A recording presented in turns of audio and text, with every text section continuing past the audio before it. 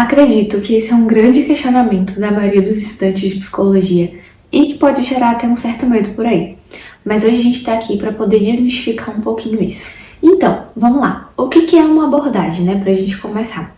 A abordagem é uma linha teórica que você vai escolher dentro da psicologia e que vai nortear todo o seu processo terapêutico com o seu cliente.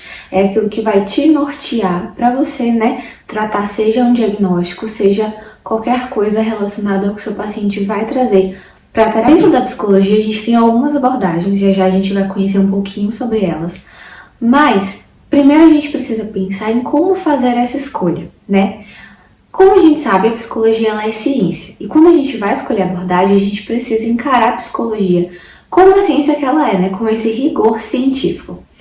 Porque não sei vocês, mas eu durante a minha graduação, eu ouvi de muitos professores e até de alguns colegas que já estavam um pouco mais à frente do curso, que a gente deveria escolher a abordagem pensando no que a gente gostava, nos nossos gostos pessoais.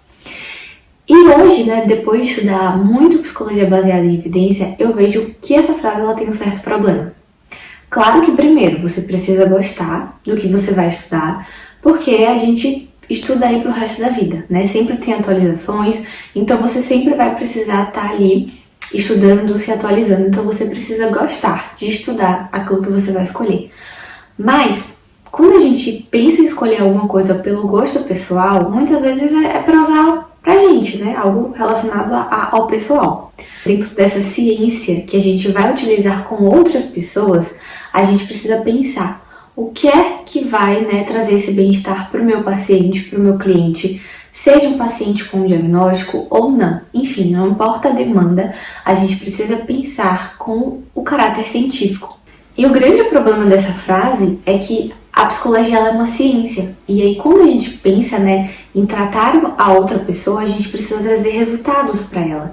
E talvez esses resultados não estão no meu gosto pessoal, naquilo que eu acho legal estudar, mas sim de acordo com o rigor científico, de acordo com aquilo que tem evidência científica para tratar o problema do meu paciente, seja um diagnóstico ou não.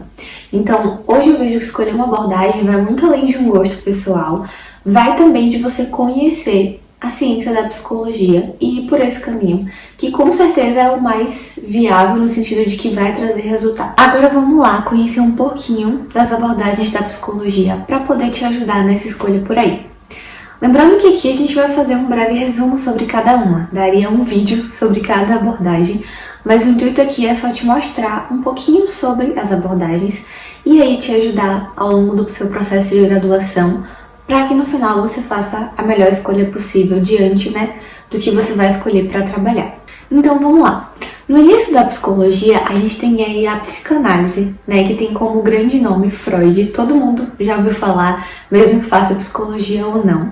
E o que é que a psicanálise se propõe a fazer? Ela tem um lema que é a cura pela fala. Então o paciente ele vai para a terapia e ele fala com esse processo de cura, Então o terapeuta está ali para ouvir e fazer breves pontuações. Não é uma abordagem breve nem diretiva, muitas pessoas fazem psicanálise aí por longos anos. E hoje, de acordo com o avanço da ciência, não é uma abordagem que possui evidência científica, porém, ela foi muito importante para a construção da psicologia. A gente também tem as abordagens humanistas e temos grandes nomes como Carl Rogers, Viktor Frankl, Fritz Perls.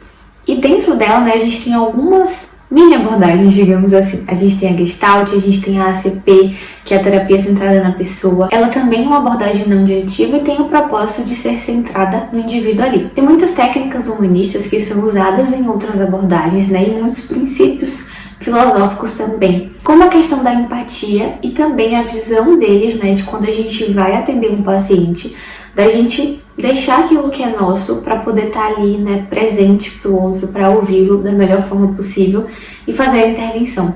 Tem algumas técnicas também, como a técnica da cadeira vazia, que é utilizada nas abordagens cognitivas. Então, pensando em ciência, não é uma abordagem que possui um caráter científico. Vendo humanistas e a psicanálise, elas têm um foco em algo muito subjetivo, E esse subjetivo ele não pode ser testado, ele não pode ser replicado. Por isso que não possui tantas evidências científicas assim para os demais transtornos, diagnósticos e coisas, relacionadas à vida do paciente que pode acontecer. Tá, A gente falou dessas duas, né, e eu falei pra vocês que elas não têm tanto rigor científico.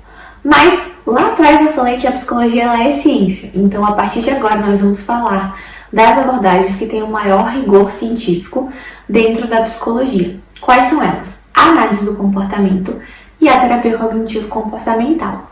Porém, nós temos agora, né, ramificações dela que a gente chama de terapias contextuais de terceira onda. Vamos lá que a gente vai ver isso agora. Pensando na análise do comportamento, a gente tem um grande nome aí que é Skinner, que trouxe grandes contribuições para essa abordagem e para a ciência da psicologia como um todo. E a C, ela visa entender, né, o ser humano de acordo com as contingências ambientais, com as coisas que acontecem no dia a dia. Então a gente pensa, né, em antecedente, comportamento e o reforço. Então aquilo que aconteceu antes do comportamento, qual foi o reforço que ele recebeu pelo comportamento e entender se esse comportamento ele vai continuar acontecendo ou ele vai deixar de acontecer de acordo com essas contingências ambientais. Então é uma abordagem que foca muito no ambiente, entender de fato aquilo que acontece, né? Então a AC ela estuda muito aquilo que é visível e não aquilo que está dentro da pessoa, digamos assim. Porém, também é um grande erro achar que a análise do comportamento não valoriza sentimento, pensamento ou as emoções internas. Ela valoriza sim, é estudado sim. Porém, para ela, tudo isso aí é literalmente comportamento. Só que a gente tem os comportamentos que a gente consegue ver a olho nu, que são os comportamentos abertos, e a gente tem os comportamentos privados, que só a pessoa ela consegue ter acesso, e o terapeuta vai ter acesso ali pela fala, né, do paciente, do cliente, e assim vai conseguir trabalhar essas questões também. Ela é uma abordagem breve e diretiva e tem rigor científico para tratar diversos transtornos e também ocorrências do dia a dia que podem vir a aparecer aí na terapia. Temos as cognitivas comportamentais, que hoje é a abordagem que mais possui evidência científica para tratar diversos transtornos e ocorrências aí do dia a dia. Como principal nome da TCC, a gente pode citar Aaron Beck, que foi, né, quem trouxe mais avanços para a terapia cognitivo-comportamental. E o intuito da TCC é trabalhar a questão do sentimento, do pensamento e do comportamento, pensando como um ciclo, né, que se retroalimenta. Porém, hoje a gente entende que tanto o sentimento, pensamento e comportamento podem se influenciar e também o contrário pode acontecer. Então, a forma como eu penso influencia na forma como eu sinto, influencia na forma como eu me comporto e vice-versa. O foco da TCC, né, tá ali nas cognições, em trabalhar isso, principalmente pensando nas crenças que a gente vai criando ao longo da vida. Então a TCC ela fala sobre crenças nucleares, crenças intermediárias e pensamentos automáticos, que é como essas cognições elas podem aparecer aí, né, pra gente, no nosso pensamento. E o foco da TCC é trabalhar isso para reestruturar essas crenças e assim a pessoa ter um melhor bem-estar, né, e conseguir lidar aí com as questões dela ao longo da vida. E falando dessas duas abordagens, tanto a AC, que é a análise do comportamento, quanto a TCC, que é a cognitivo-comportamental, derivado dessas duas, a gente tem as terapias contextuais. O foco aqui do vídeo não é aprofundar tanto nas contextuais, mas se vocês quiserem, deixa aqui nos comentários que eu posso fazer um outro vídeo falando, né, sobre elas mais profundamente. A gente tem a ACT, que é a terapia de excitação e compromisso. A gente tem também a DBT, que é a terapia comportamental dialética, que são até então, né, as contextuais que mais possuem evidência científica. A ACT ela tem uma grande evidência para trabalhar dor crônica. A terapia comportamental dialética, que é a DBT, ela foi criada para trabalhar com pacientes suicidas e hoje ela tem grandes evidências científicas. É o padrão ouro para a gente trabalhar com o transtorno da personalidade borderline. Então, sempre que tiver um paciente border, o padrão ouro para tratar vai ser a DBT. E a gente tem algumas outras abordagens que estão caminhando nesse processo, como por exemplo a FAP e a terapia do esquema. E muita gente já deve ter ouvido por aí a sigla PBE. O que é isso? É a psicologia baseada em evidência. Quando um terapeuta ele se intitula, né, terapeuta PBE, o que é? É para dizer que ele é um terapeuta que utiliza com o paciente dele aquilo que for padrão ouro para tratar o diagnóstico ou o sintoma que esse paciente vir a ter. Então, por exemplo, se eu tenho um paciente border, eu vou aplicar DBT com ele. Se eu tenho um paciente com ansiedade generalizada, eu vou aplicar TCC com ele e por aí vai.